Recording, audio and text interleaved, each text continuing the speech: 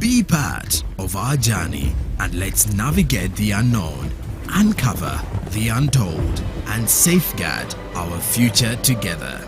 Tune into your public broadcaster, for it is the intersection of trust and truth. Because to UBC, your story, every story, and every voice matters. UBC, inspiring Uganda. Live from UBC Studios in Kampala, this is Good Morning Uganda.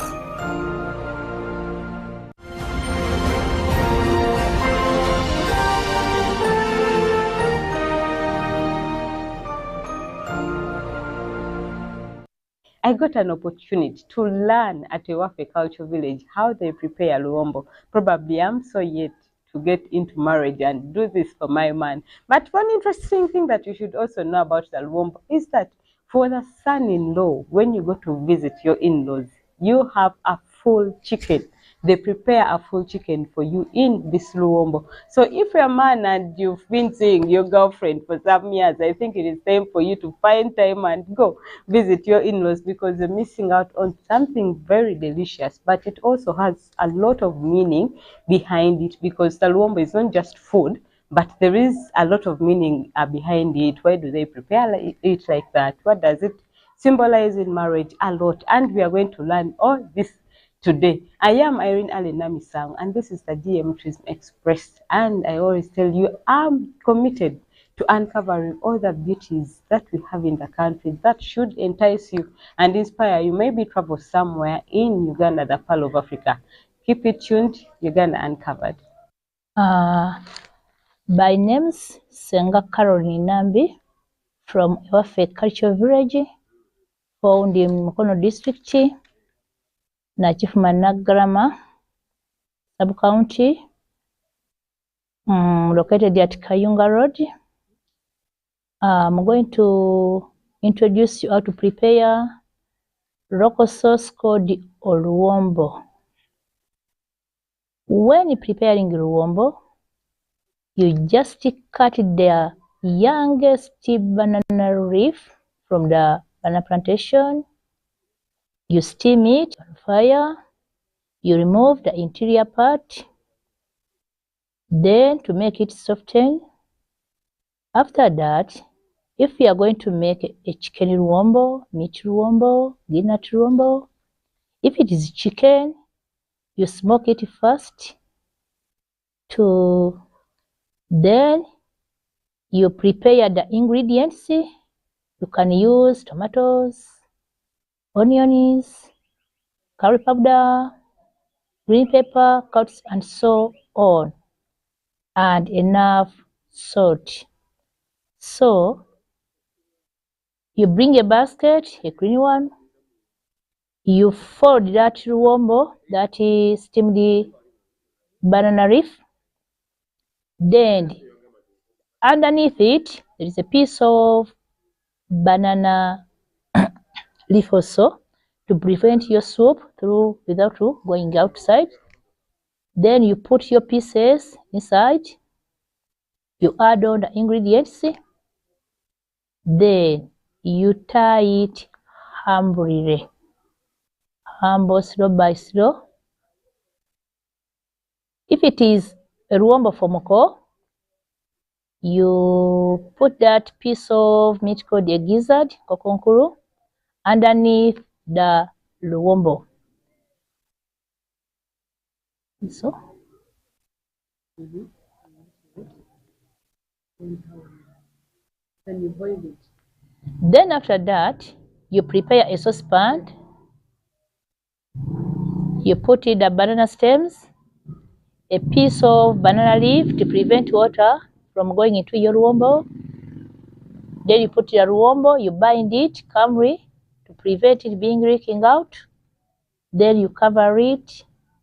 After that, you put it on the cooking stove. Within a meantime, it will be able to be served out. That's how we can make a luombo, local sauce for Uganda. Now, today we are going to see Luwombo making of chicken pieces. But not for... I'm going to translate for Moko, but today is not... No Moko today. Are you Mokos of that day? No. So, here you are. Kati oleeta ebirungo byo nga wabiteeseteese bulungi wano ebifi byo singa ebadde enkoko oyinza okuba n'ebifi byo nga 10 ebyange bitono temunnenya ebyange biki nebijja kumala abaana bange benkyaziza olwaleero singa luno oluwombo lwa muko. This is what we call onkoko nkulu or gizzard in English. Yeah, mature what? You just hide it behind here. Hey. That's the way if it is for moko. Why is it so? Oh, chikweke no. Then you add on your spices. You can put in tomatoes, curry powder, green peppers, onions, and so on, whatever you want. No soup in these virungos. Toteka muchi as long as vinaba bimaze steamingira ngumaze bifumba bijja kukola supu wabyo. Then luwombo nga lwa muko omuko asooka kunoonya this piece of gizzard here behind here. Enkya muli basenga nga senga olwaleero enkya ofumbira bbaawo ewuwo. Understood? Singa tanoonya kintu kino. That's not a real what? Husband. See man. Oyo ali fake. Ajja yenna asooka kunoonya ki? Koko nkulu. That's the way to find out your lovers what? Yeah. Teekako akawuuwo. Akawuuwo kano kabeera kababuleko kuno kungulu. Kakuume akawoowo k'olulagala lwakoze eki lwewababudde okukuuma akawo nga konna kali munda muli. Abakyala, that's what we have these wars to keep your scent. Understood? Yeah. Andika ofoldinga luwombo lwaffe okulusiba bwetuki kawo kayinza okugenda olusiba bulungi ng'oluzingako bulungi.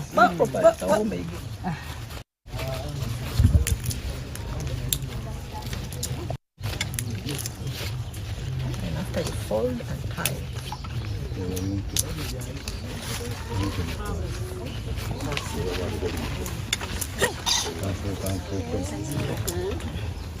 Tusiba oluki oluwombo lwaffe. Oluwombo tulusiba tusaako empulutulizo. Empulutulizo yamba okusumulula oluwombo tulisiba bututi. Oba lwa nnyama, oba lwa nkoko, oba lwa nnyeba, oba lwa magi. As long as it is oluki luwombo. Oluwombo lwayambanga nnyo abazadde awaka okugunjula abaana. Lwabangamu enva nnyingi eza famire. Then lwateekebwanga ku mmeeza y'omwami awaka. Temuga nti omwami agaba enva, yabanga n'oluwombo lwe special. Then ng'alaba omwana ow'empisa ennungi n'amuddiza ku kifi. Ow'empisa embi ne yeetereeza. Namanya tebanziriza nsaagala kukola mirimu saakoza bintu. That's what we call oluwombo luwumbawumba amaka. First of all, yasooka nkuddiza mukyala we aluteeseteese okumwebaza n'okulaga nti asiimye kyakoze eki kyafumbye. Bagamba okulinaana omukulu ataddiza olinaana empagi n'ekunkumulira omunyale.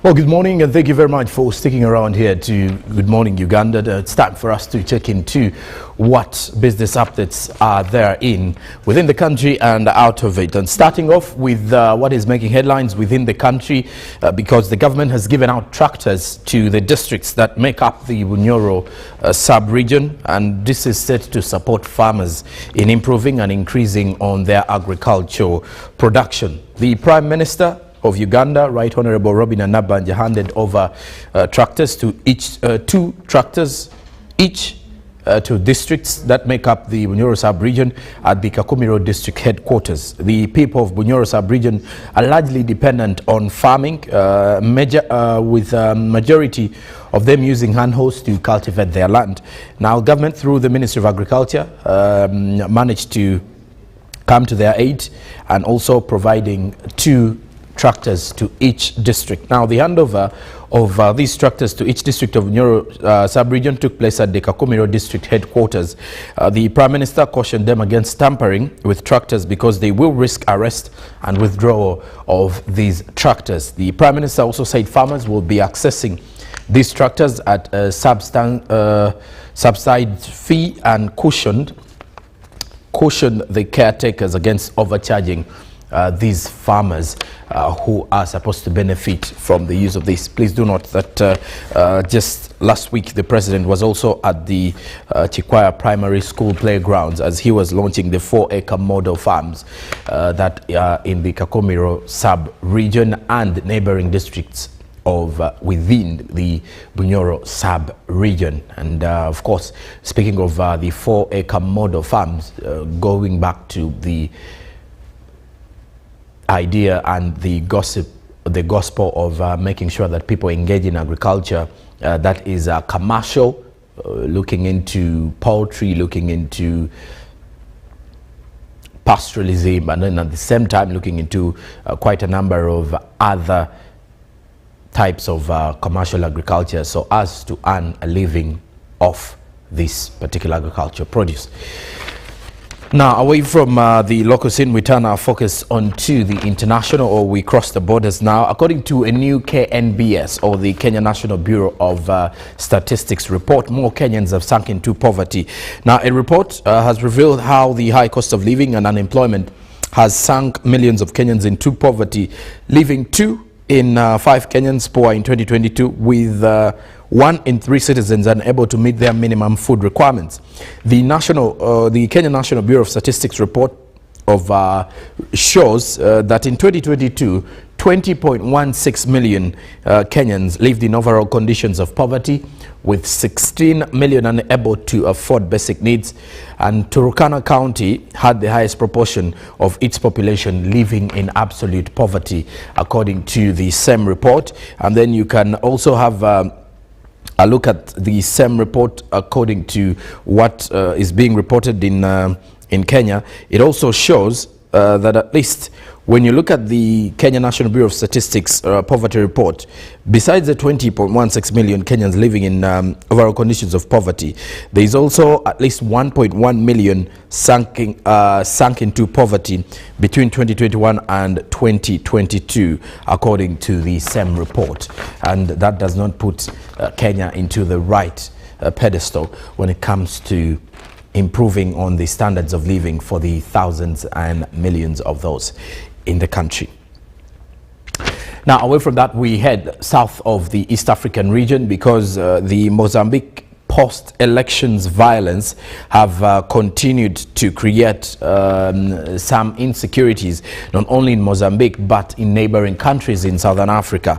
The intensifying post-elections in Mozambique are taking a toll on businesses in neighboring Zimbabwe and South Africa, whose raw materials are stuck on the troubled country's ports. Mozambique is facing its worst ever post-election violence following a disputed October 9th poll that was won by the ruling party, Frelimo. The opposition has been leading protests that have seen the death of over 30 people after domestic and international observers highlighted several irregularities in the polls and lack credibility in the electoral process. Now, the Southern African Development Community, SADC, is holding a summit which started on the 16th of November and it will be running to the 20th of November. And amongst the key topics on the agenda, or what is going to be addressed, includes the discussion on the current situation in Mozambique and how it can be put to an end, because it does seem like it's affecting neighboring countries, Zimbabwe and South Africa, so to say, as many of the businesses are being hurt by that. And of course, whenever any country goes into this kind of violence, you get to realize that cross-border trade is always affected, and this is not something that the SADC community would wish to be experiencing.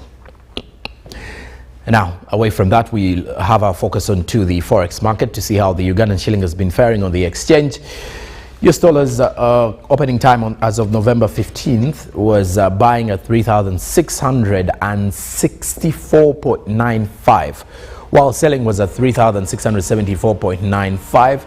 By midday, the US dollar was buying at 3,664.82, while selling at 3,674.82. Now, the US dollar then closed buying at 3,664.73, while selling was at 3,674.73.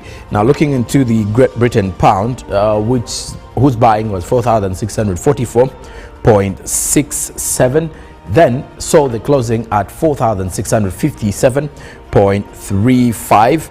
And in the same context, the euro was buying at 3,862.25, while selling at 3,872.79. The Kenyan shilling then was buying at 28.35 shillings, while selling at 28.43 shillings. The Tanzanian shilling was buying at 1.37 shillings, while selling at 1.38 shillings. The South African rand was buying at 200.48 shillings, while selling at 201.03 shillings. And well, I'll be leaving you with this report by the Daily Monitor, which does reveal that 70% of Ugandans spend more than they earn. And in between the line, they say a survey funded by the Bank of Uganda indicates that at least 17.2 million Ugandans out of the 24.6 million adult population rely on family and friends, personal savings and borrowing as a coping mechanism to manage shortages. Now, 7 out of every 10 Ugandans spend more than they earn, according to a survey by Financial Sector Deepening Uganda. The survey, which was codenamed FinScope Uganda 2023 and also funded by the Central Bank, Abai Finance and the Bill and Melinda Gates Foundation, found that 70% of these Ugandans operate a personal budget deficit, which in sense means that they need more money than they earn to cover the expenses that they have to deal with, rather. Well, that does it for business this Monday morning. You're watching Good Morning Uganda. Coming up will be the agenda conversations here. Stick around. Olive Monica does return shortly. Good morning.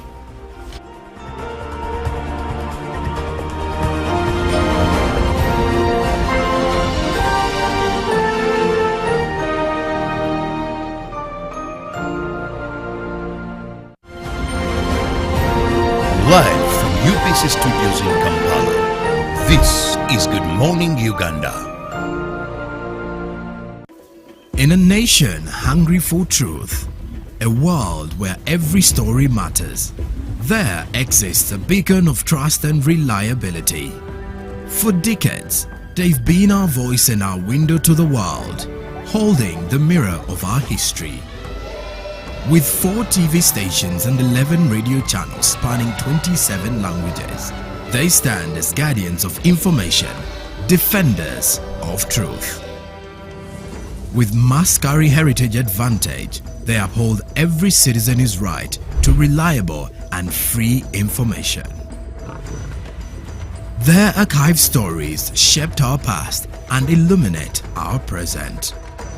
Yet now, as new challenges arise and the world evolves, their mission faces its greatest test yet. Be part of our journey and let's navigate the unknown, uncover the untold, and safeguard our future together. Tune into your public broadcaster, for it is the intersection of trust and truth. Because to UBC, your story, every story, and every voice matters. UBC, inspiring Uganda. Pick of the day on UBC.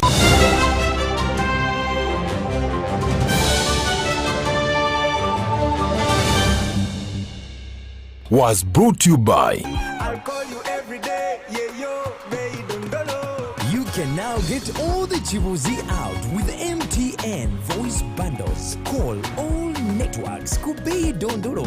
Buy a 25-minute voice bundle for only 1,000. Or buy any daily voice bundle of your choice. Dial *100 *21 hash and select daily, or use the My MTN app.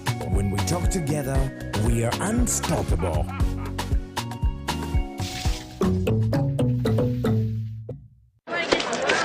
Juko. Yo. What you go? Check the shopping, man. What's your secret? Uganda, haven't you heard of the parish development model PDM? Yes, I did, but I thought it was just a talk. No, Sebatia. It is real. I and a few friends together formed a circle, accessed money from the PDM, invested in a portrait project, and now things are moving. Juko. I thought I was one of your friends. You are. But you left me behind. I didn't leave you in poverty. What you do, just visit your LC2 chairperson and your parish chief and start the process of economic transformation. Just like that. The parish development model is an initiative from the government of Uganda through the Ministry of Local Government designed to transform all lives of Ugandans for the better. PDM, my parish, my development, my life.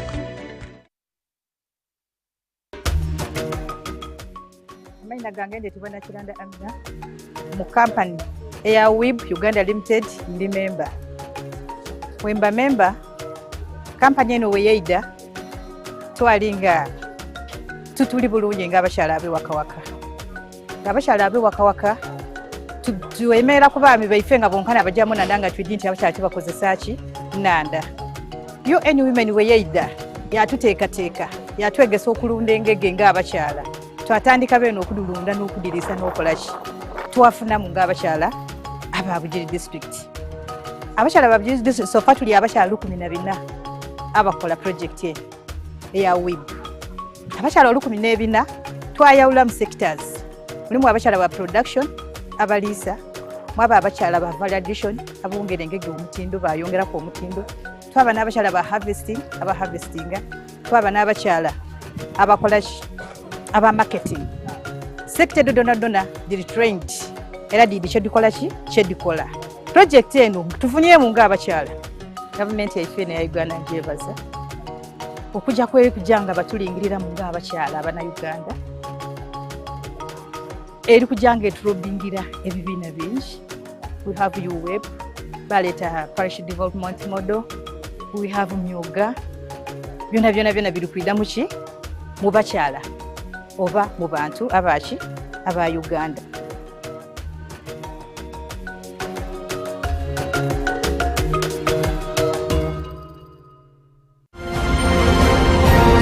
Live from UBC Studios in Kampala, this is Good Morning Uganda.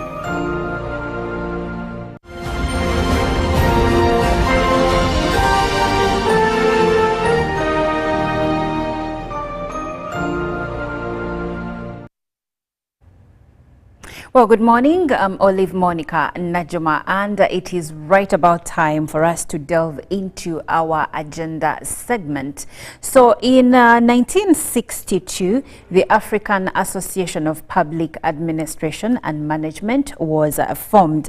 And in 1971, the Network of Heads of Civil Service was formalized. They formalized their assembly, and APAM was established. Now we are going to get deeper into an understanding of what APAM means, why there is a conference, because they have the 43rd African Association of Public Administration and Management Roundtable Conference, which will be happening on the 18th of November 2024, which is today. Now, for us to have a clear understanding of what APAM stands for and why it is important, I have two gentlemen that I'm going to be be having a chat with.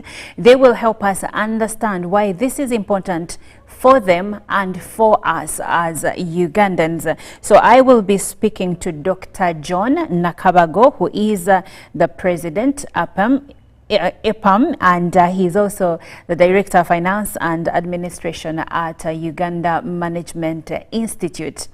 The other gentleman I'll be speaking to on the extreme left is Professor Gerald Karija, who is the council member and also special advisor to the executive committee. He is also the Dean of School of Management Sciences at Uganda Management Institute. Yes, so as we get into the meat of the matter, I'll start with you, Dr. John. First of all, there is the African Association of Public Administration and Management, but I'm curious to know what its role it is in Uganda, and also what does it play in the initiative of UAPAM. Thank you very much. Thank you for having me at UBC. APAM, in full, African Association of Public Administration and Management, is an agency of the African Union. It's an international association that brings together all public servants. By that I mean all employees of agencies of government in the continent of Africa. We are affiliated to the African Union, and member countries of AU pay a subvention to APAM. We have a fully fledged secretariat with diplomatic status in Nairobi, with the Secretary General as the CEO. Now, we have an executive committee that oversees the work of APAM.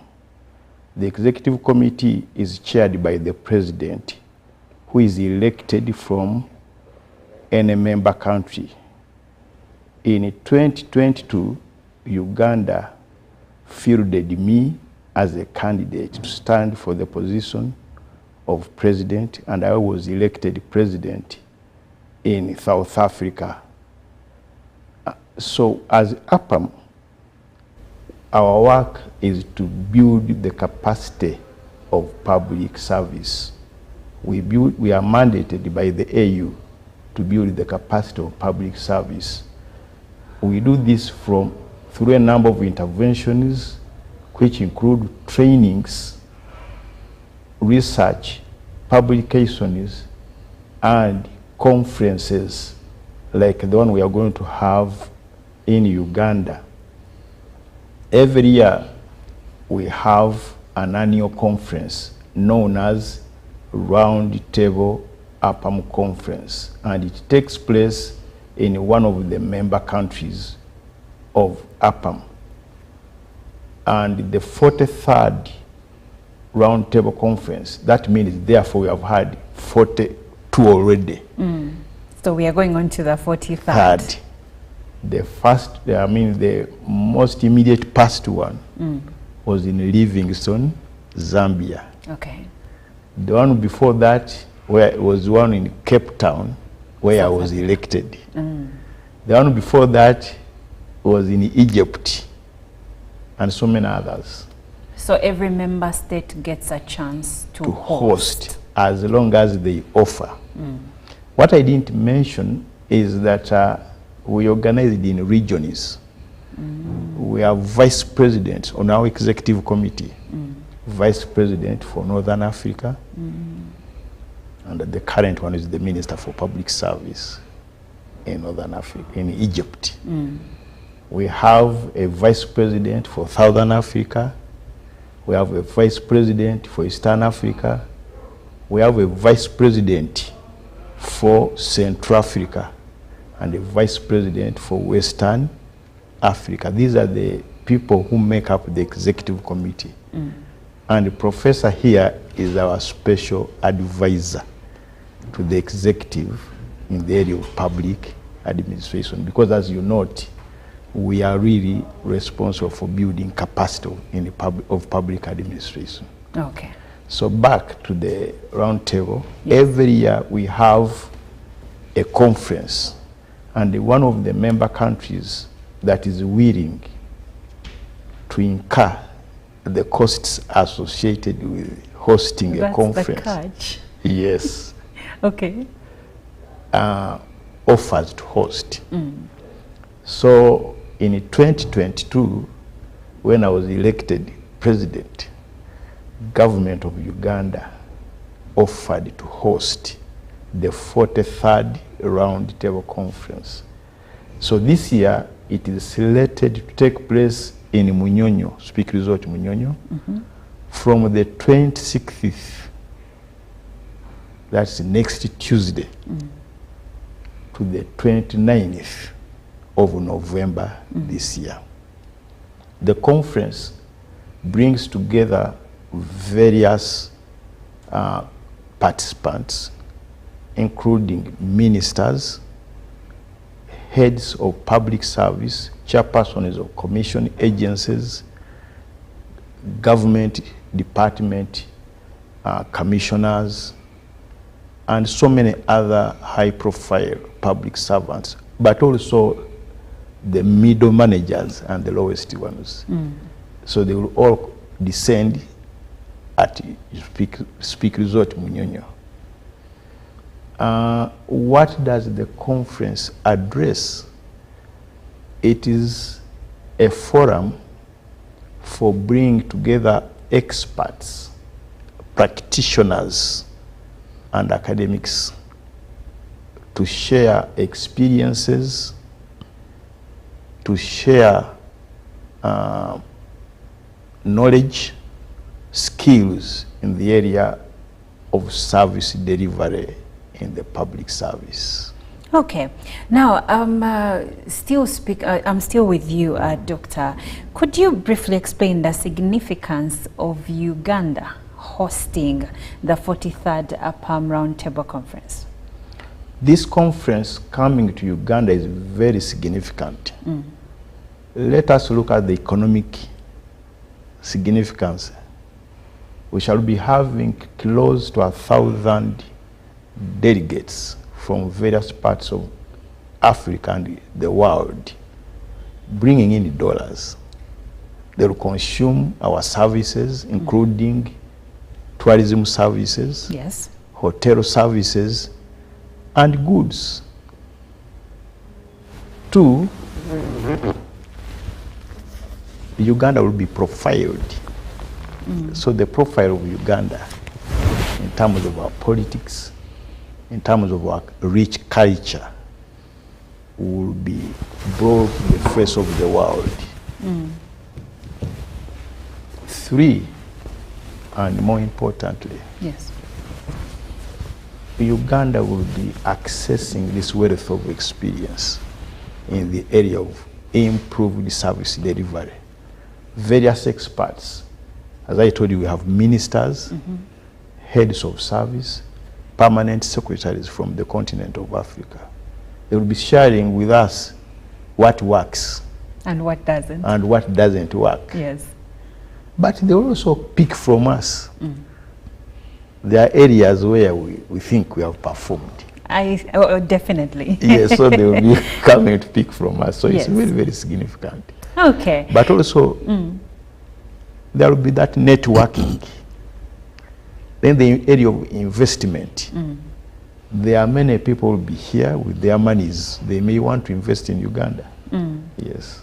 Okay, and this event is taking place today at Speak Resort Munyonyo. Now we will later on get into who is invited. Are you going to pay a fee to be there? So I am speaking to Dr. John Nakabago, who is the President, African Association of Public Administration and Management, APAM. They have a roundtable conference that is taking place today in Uganda. Now this conference is annual, so it's annual, right? Yes. It happens every year. And it's taking place on the 26th. It's taking place on the 26th. 26th, November. November. That's okay. Monday next week. Monday. Sorry, Tuesday next week. Ah, okay. Up to Friday next week, 29th November.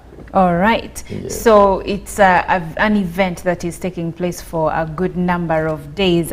We will know more on who is invited and who is supposed to be there. So I am speaking to Dr. John Nakabago, who is the president of APAM, and he's also the director of finance and administration at Uganda Management Institute. But also the other guest I have is Professor Gerald Karija, who is a council member and also special advisor to the executive committee, APAM, but also a dean of School of Management Sciences at Uganda Management Institute. Now, coming to you, Professor, the theme of this year's conference is Agile and Resilient Public Administration for Sustainable Development in Africa. What inspired the selection of this theme? Thank you so much and good morning, and thanks so much for hosting us.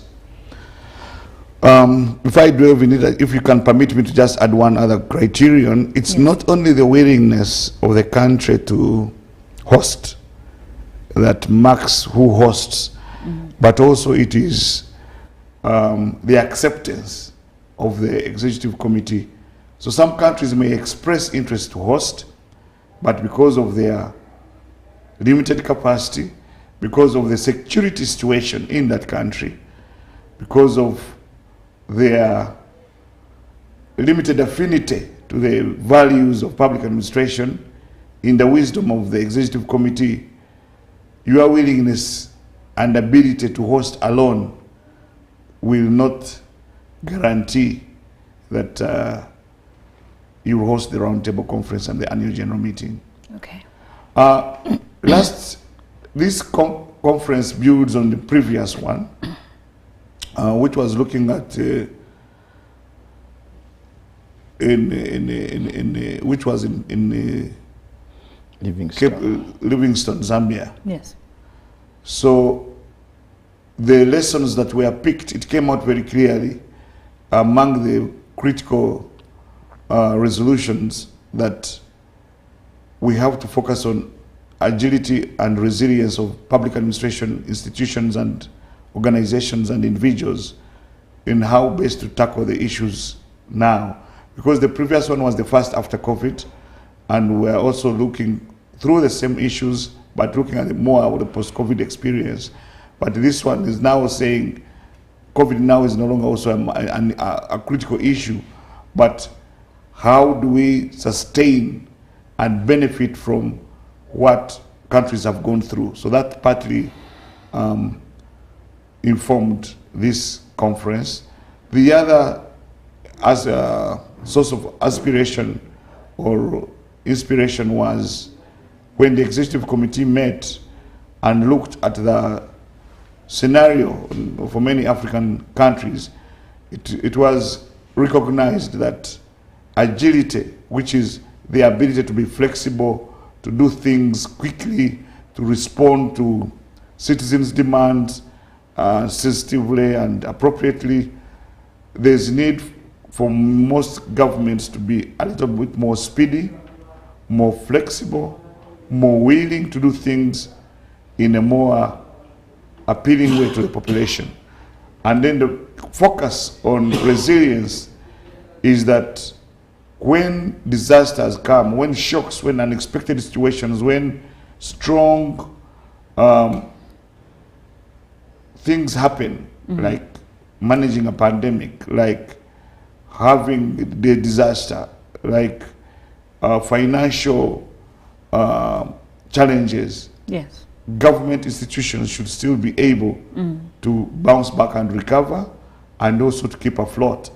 Because when you look at the structure of how nations work, they have what we call the state, which is that institution that is permanent, which is run by 4 services: the correctional services, which is prisons, the police, yes, or its equivalent, the armed services, and also the civil service. But the civil service, which is the dominant area for public administrators, also services the other services. So you'll find administrators and managers in police, in prisons, in the army.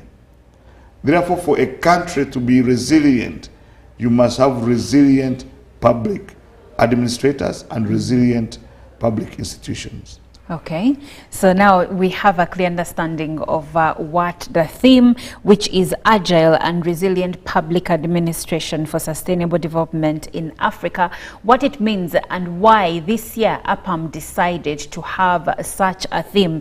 But Professor, maybe if you could take us through the objective for the 43rd Roundtable Conference. The ultimate objective is to promote resilience and agility. And as you notice, the other aspect, the other variable which we have brought in is the sustainable development. Yes. It's because African countries are part of the global sustainable development agenda, the SDGs. And at African level, we have the Africa Agenda 2063. Yes. So APAM wants to strengthen public officials and public institutions to ensure that we meet SDGs, to ensure that we meet Africa Agenda, to ensure that we meet national agendas which are done through national development plans. So that's the overarching objective, so that at the end of the day, we have frameworks, we have knowledge exchange, we have best experiences, and as this is being done, alongside we shall have recognition of those that have demonstrated that ability. In terms of individuals, there will be a presidential award. The president of APAM will award a distinguished African who has demonstrated the role model, the ideal agile and resilient administrator. We also have what we call the Innovation Management Awards, where we got 67 entries of different management innovations and technologies and systems from different countries. And APAM now has 5 finalists. So from those finalists, they'll award a gold medal and bronze medals, gold being for the best, that has demonstrated how you can make an institution resilient. Then Uganda, as a host country, will also nominate one of the civil servants or administrators that manifests agility and resilience in managing public work. And if the executive committee of APAM considers the person worthy, he will also be, or she will also be given that award. So the objective there is to let the delegates get an appreciation of who and what agility and resilience in real terms means, so that it can be either replicated or lessons can be learned, so that when they go back, they can apply that in their own institutions. Okay. Now, coming back to you, Doctor, I believe that like anything else, there are challenges, especially when it comes to public administration. So in your perspective as President APAM, what are some of the key challenges currently faced by African public administration, such as policy gaps, infrastructure deficits, and economic instability? Of course, as Professor mentioned, one of the tools for promoting agility and resilience is the digitalization of our public services. And digitalization requires a lot of resources in terms of ICT infrastructure, in terms of gaps in skills. many countries in the world have gone ahead.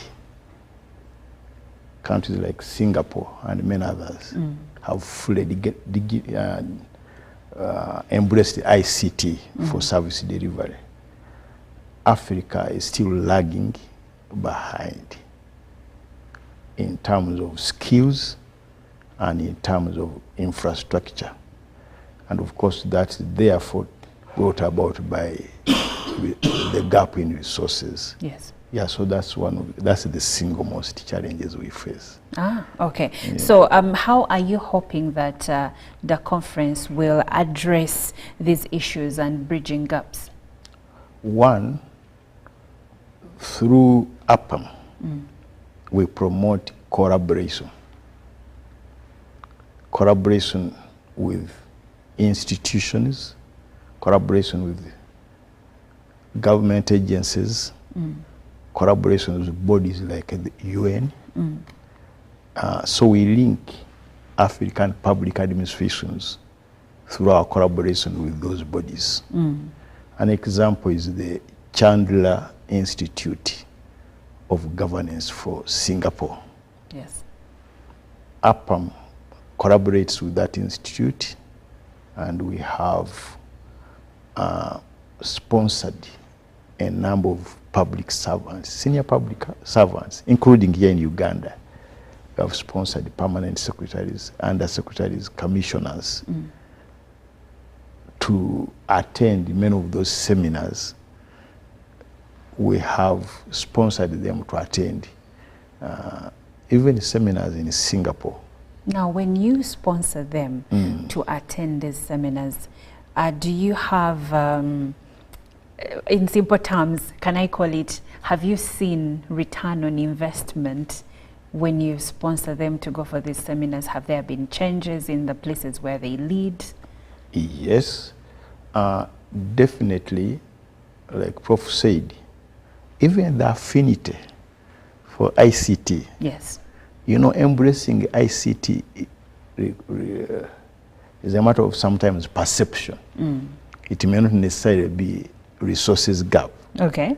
But we have seen people now change in terms of their affinity for ICT, their attitudes towards ICT. So we see changes. Okay. And of course, a number of institutions here in Uganda have gone substantially digital. Substantially digital. Yes. Now, if I may go back to Professor briefly, how can emerging technologies, Doctor here has excitedly spoken about technology and innovations, and I would like to know how emerging technologies improve public administration in Africa, particularly in terms of efficiency, transparency, and also service delivery. Yeah, thank you very much. First of all, we have a whole theme in the conference on ICT and digitization. Okay. There are only 4 themes. The first one is on leadership. The second one is on resilience in terms of institutions.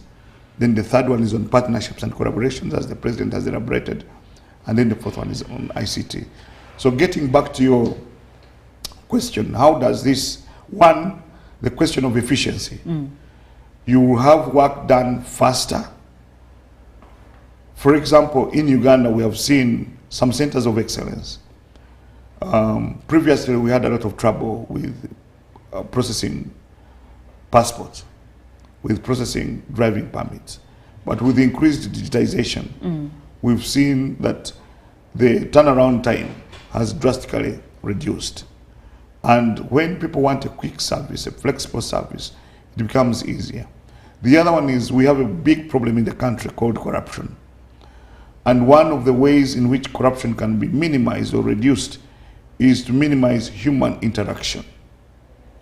And when you increase digitization and reduce human interaction, then the points of contact which create vulnerability for corruption to be promoted are reduced. And therefore, it is a strong tool.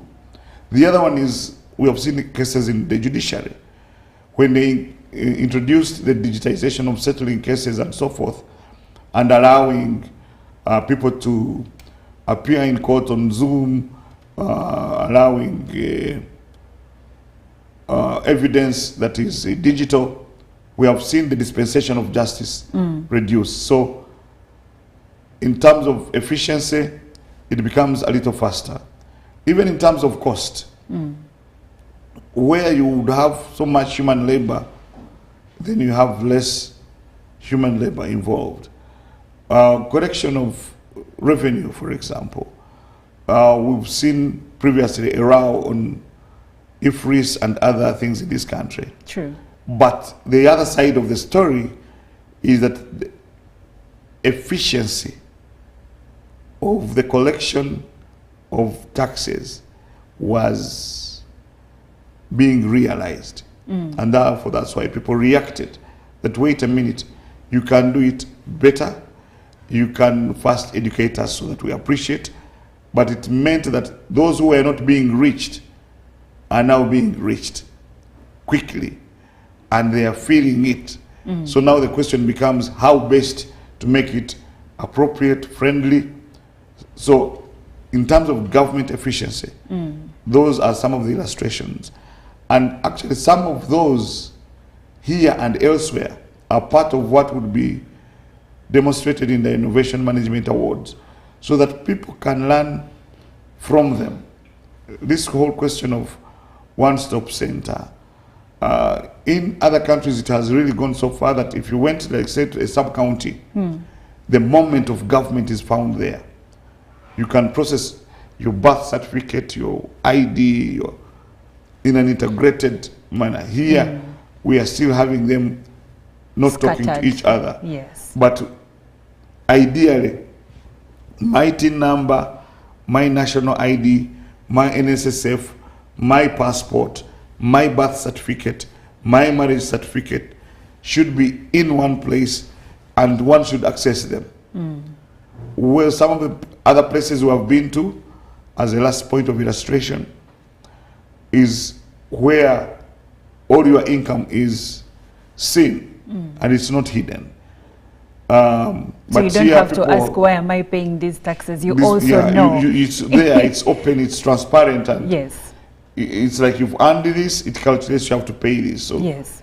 you either continue doing the job and earning the money, or you not. One time I was in Norway as a student and I tried to do cheyo. And I thought that the more I work, the more money I will earn.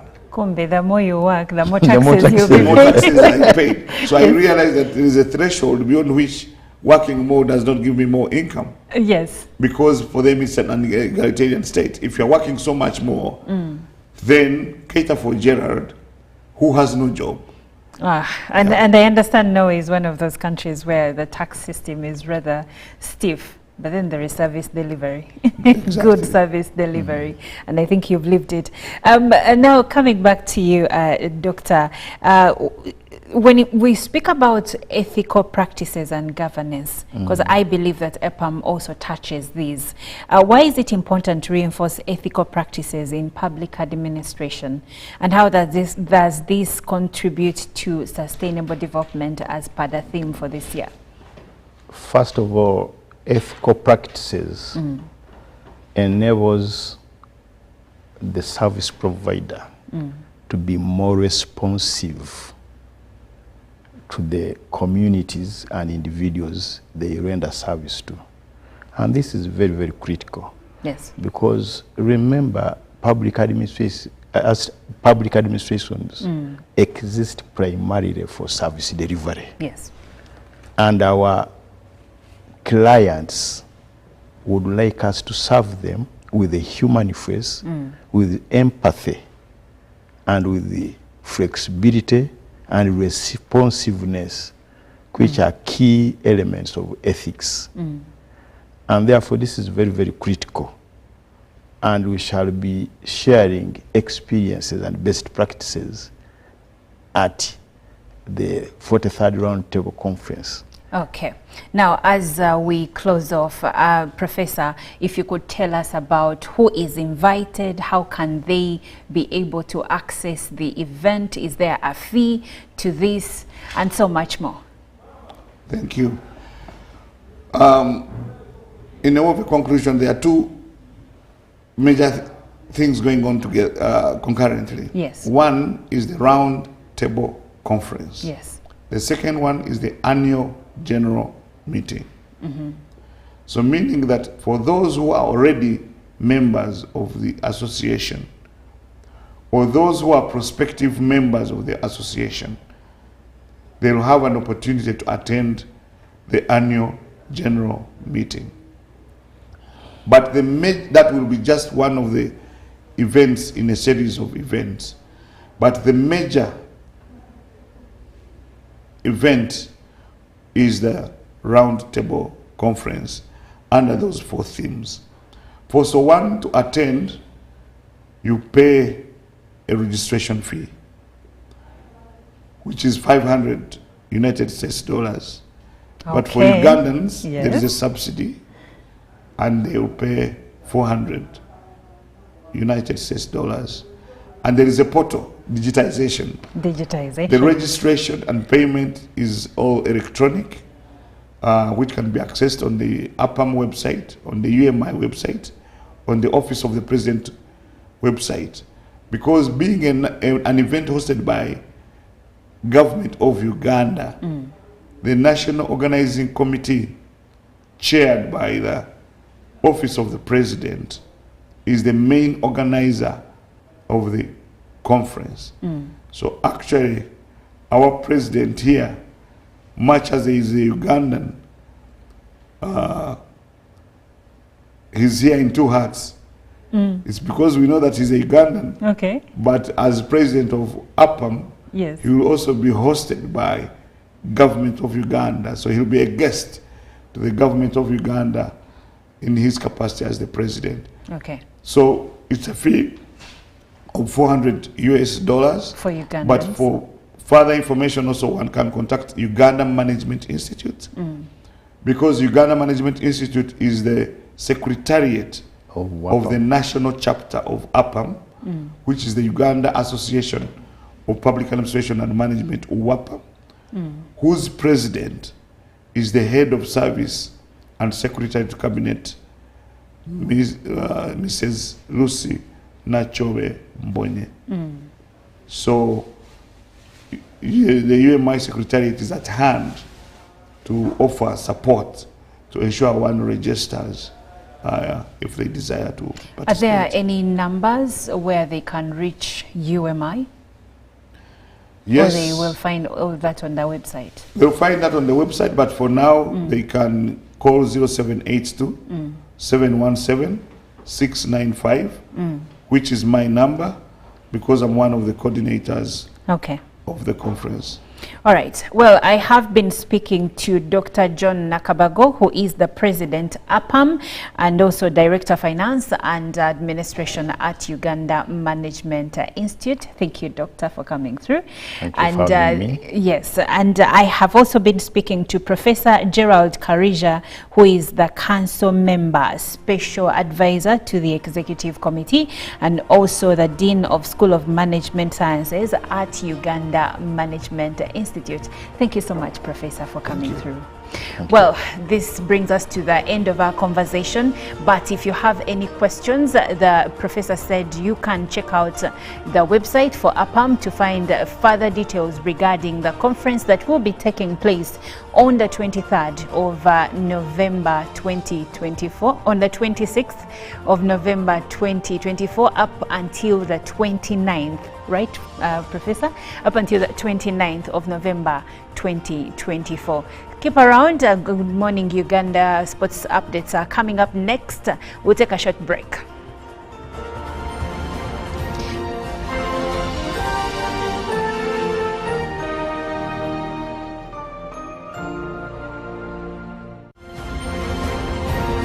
Live from UBC Studios in Kampala, this is Good Morning Uganda. In a nation hungry for truth, a world where every story matters. There exists a beacon of trust and reliability. For decades, they've been our voice and our window to the world, holding the mirror of our history. With 4 TV stations and 11 radio channels spanning 27 languages, they stand as guardians of information, defenders of truth. With Mascari Heritage Advantage, they uphold every citizen's right to reliable and free information. Their archived stories shaped our past and illuminate our present. Yet now, as new challenges arise and the world evolves, their mission faces its greatest test yet. Be part of our journey and let's navigate the unknown, uncover the untold, and safeguard our future together.